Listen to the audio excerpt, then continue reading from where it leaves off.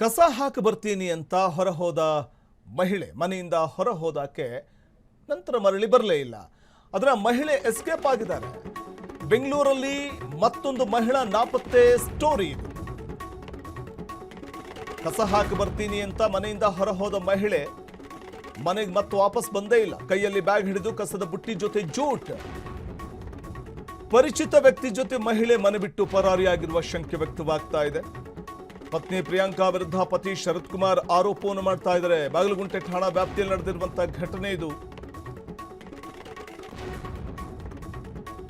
ಕಸ ಹಾಕಿ ಬರ್ತೀನಿ ಅಂತ ಮನೆಯಿಂದ ಹೊರ ಹೋದ ಮಹಿಳೆ ಎಸ್ಕೇಪ್ ಆಗಿದ್ದಾರೆ.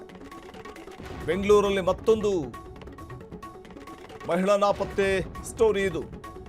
ಈ ವೇಳೆ ಕಸ ಹಾಕ್ಲಿಕ್ಕೆ ಹೋದಾಗ ಮಹಿಳೆ ಕೈಯಲ್ಲಿ ಬ್ಯಾಗ್ ಕೂಡ ಇಟ್ಕೊಂಡಿದ್ರಂತೆ. ಪರಿಚಿತ ವ್ಯಕ್ತಿ ಜೊತೆ ಮಹಿಳೆ ಮನೆ ಬಿಟ್ಟು ಪರಾರಿಯಾಗಿರುವ ಶಂಕೆ ವ್ಯಕ್ತವಾಗ್ತಾ ಇದೆ.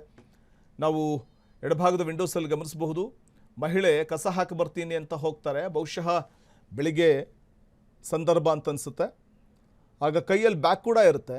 ಕಸ ಹಾಕಿ ಬರ್ತೀನಿ ಅಂತ ಹೊರ ಹೋದ ಮಹಿಳೆ ನಂತರದಲ್ಲಿ ಎಷ್ಟೊತ್ತಾದರೂ ಮನೆಗೆ ಬರೋದೇ ಇಲ್ಲ. ಗಾಬರಿ ಆಗುತ್ತೆ ಕುಟುಂಬದವರಿಗೆ. ಅಲ್ಲಿ ವಿಚಾರಿಸ್ತಾರೆ, ಆದರೂ ಕೂಡ ಮಹಿಳೆಯ ವಿಷಯ ಗೊತ್ತಾಗೋದೇ ಇಲ್ಲ. ಆ ನಂತರದಲ್ಲಿ CCTVಯ ಫುಟೇಜನ್ನು ಗಮನಿಸಿದಾಗ ಮಹಿಳೆ ಜೊತೆ ಕಸದ ಜೊತೆ ಬ್ಯಾಗನ್ನು ಇಟ್ಕೊಂಡಿದ್ರು ಅನ್ನುವಂಥದ್ದು ಗೊತ್ತಾಗುತ್ತೆ.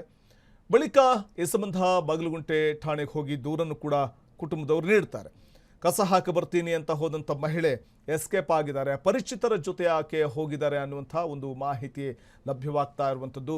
ಮೊದಲೇ ಪ್ರೀ ಪ್ಲ್ಯಾಂಡ್ ಆಗಿ ನಡೆದಿರುವಂಥ ಒಂದು ಕೇಸ್ ಇದು ಅನ್ನುವಂಥದ್ದಿದೆ. ಮನೆ ಕಸ ಹಾಕೋ ನೆಪದಲ್ಲಿ ಜೂಟಾದ್ಲ ಪ್ರಿಯಾಂಕಾ. ಪ್ರಭು ಎಂಬಾತನ ವಿರುದ್ಧ ಪತಿ ಶರತ್ ಕುಮಾರ್ ಆರೋಪ ಮಾಡ್ತಾ ಇದ್ದಾರೆ. ಕೈಯಲ್ಲಿ ಬ್ಯಾಗ್ ಹಿಡಿದು ಕಸದ ಬುಟ್ಟಿ ಜೊತೆ ಜೂಟ್. ಪರಿಚಿತ ವ್ಯಕ್ತಿ ಜೊತೆ ಮಹಿಳೆ ಮನೆ ಬಿಟ್ಟು ಪರಾರಿಯಾಗಿರೋ ಶಂಕೆ ಇದೆ. ಪತ್ನಿ ಪ್ರಿಯಾಂಕಾ ವಿರುದ್ಧ ಪತಿ ಶರತ್ ಕುಮಾರ್ ಆರೋಪ ಮಾಡ್ತಾರೆ. ಬಾಗಲಗುಂಟೆಯಲ್ಲಿ ವಾಸವಾಗಿದ್ದ ಪ್ರಿಯಾಂಕಾ ಮತ್ತು ಶರತ್ ಮನೆ ಕಸ ಹಾಕೋ ನೆಪದಲ್ಲಿ ಜೂಟಾದ್ಲ ಪ್ರಿಯಾಂಕಾ. ಪ್ರಭು ಎಂಬಾತನ ವಿರುದ್ಧ ಪತಿ ಆರೋಪ ಮಾಡ್ತಾರೆ.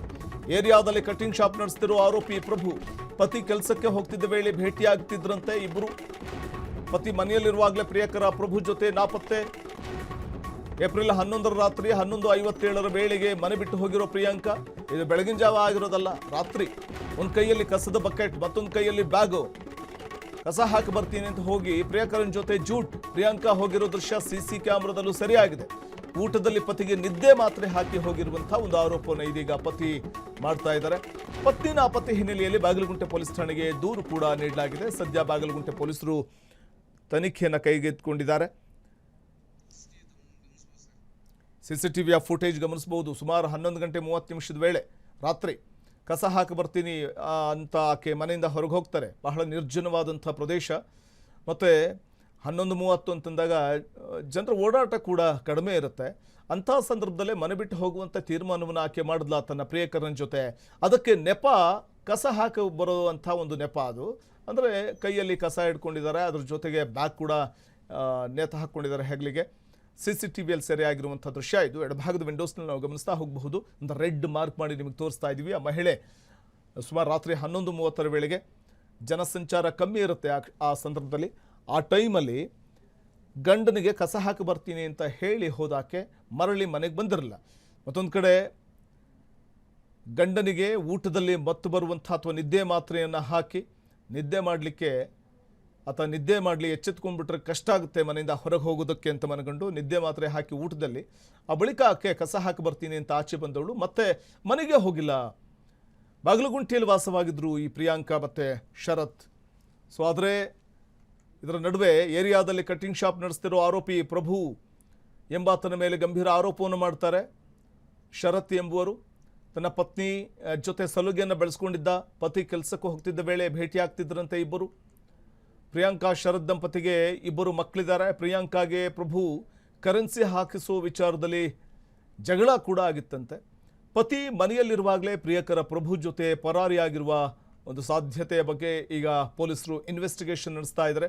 ಏಪ್ರಿಲ್ 11ರ ರಾತ್ರಿ 11:57 ವೇಳೆಗೆ ಮನೆ ಬಿಟ್ಟು ಪರಾರಿಯಾಗಿದ್ದಾರೆ ಪ್ರಿಯಾಂಕಾ. ಒಂದು ಕೈಯಲ್ಲಿ ಕಸದ ಬಕೆಟ್, ಮತ್ತೊಂದು ಕೈಯಲ್ಲಿ ಬ್ಯಾಗ್. ಪ್ರಿಯಾಂಕಾ ಹೋಗಿರೋ ದೃಶ್ಯ CCTVಯಲ್ಲಿ ಸರಿಯಾಗಿದೆ. ಪಕ್ಕಾ ಪ್ಲ್ಯಾಂಡ್ ಆಗಿ ಆಕೆ ಹೊರ ಹೋಗಿರುವಂಥದ್ದು ಸ್ಪಷ್ಟವಾಗಿ ಕಂಡು ಬರ್ತಾ ಇದೆ.